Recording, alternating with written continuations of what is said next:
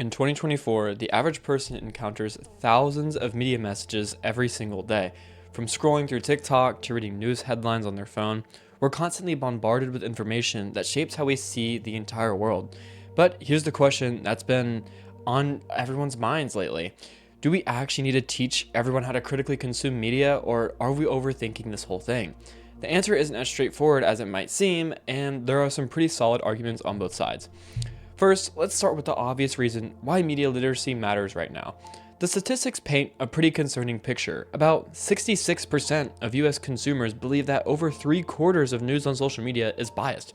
And globally, 60% of people say news organizations regularly report false stories. Even more alarming, nearly 38% of US news consumers unknowingly shared fake news or misinformation on social media without realizing it. That's more than 1 in 3 people spreading false information without even knowing. The problem isn't just limited to text. We're now dealing with deepfakes, AI-generated videos, and audio recordings that look incredibly real. In 2023 alone, there were an estimated 500,000 deepfakes shared on social media, representing a 3-fold increase in video deepfakes and an 8-fold increase in voice deepfakes compared to 2022. This is wild. It means that by the time you finish reading this sentence, multiple synthetic videos designed to trick you could be spreading across the internet. Media literacy is essentially the toolkit people need to navigate this minefield. It includes understanding how to identify credible sources, recognizing bias in reporting, checking facts before sharing, and understanding how algorithms on social media platforms are designed to keep you in echo chambers that reinforce your existing beliefs. Research shows that these skills actually work. Studies have demonstrated that media literacy interventions significantly improve people's abilities to spot false news and make more informed decisions. One study found that even a 1-day workshop on media literacy education was effective in improving participants' knowledge and awareness.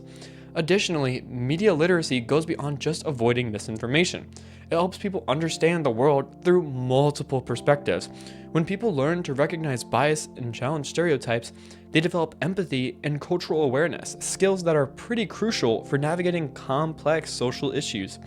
Young people, in particular, benefit from media literacy education because they're more vulnerable to negative influences and often get their political information from social media rather than established news sources. Without these critical thinking skills, they're more likely to make decisions based on misleading information. But wait, some experts are pushing back against the idea that media literacy is a cure-all. Michael Caulfield, an educator who researches misinformation, has raised a pretty interesting point. He argues that traditional media literacy might actually be counterproductive in the age of social media. Here's his concern.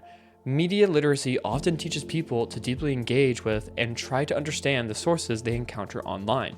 But this strategy can backfire. The internet moves fast, and misinformation spreads in enormous volumes at incredible speeds. Trying to deeply analyze every piece of information you come across isn't realistic. You'll end up wasting time on material that doesn't even deserve your attention. Think about it this way. If you're doom scrolling through Twitter and stumble upon a white supremacist website or some extreme propaganda, spending time trying to understand the nuances of that context to become media literate about it sounds pretty inefficient. You might end up misunderstanding more than you learn, or worse, you might give that terrible content more mental energy than it actually deserves. There's also the limitation of media literacy metaphor itself. The concept of literacy comes from reading and writing. You need to decode symbols on a page, but with radio, television, or social media, there's no complex decoding process happening. The content basically just washes over you, and you don't need training to passively consume it. The assumption that teaching critical thinking skills will make people impervious to media manipulation might be too optimistic. Furthermore, algorithms on social media platforms are incredibly sophisticated at creating echo chambers. These aren't just passive reflections at what you're interested in, they're actively designed to show you more of what you already believe and like, reinforcing confirmation bias. Can media literacy really overcome an algorithm specifically engineered to trap you in that bubble? That's questionable, and you can teach someone how to recognize biases all day long, but if their algorithm never shows them a differing viewpoint in the first place, what good does that do?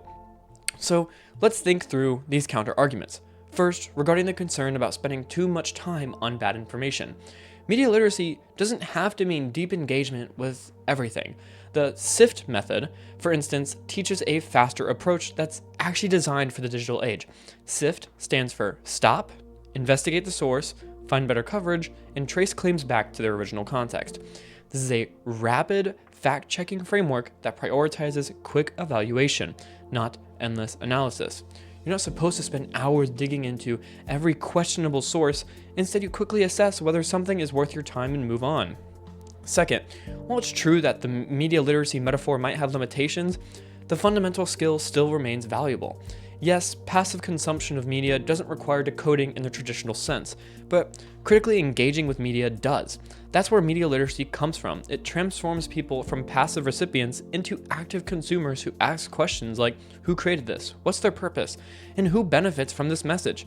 These questions work together whether you're reading, watching, or listening. Regarding algorithms and echo chambers, media literacy still has a role to play.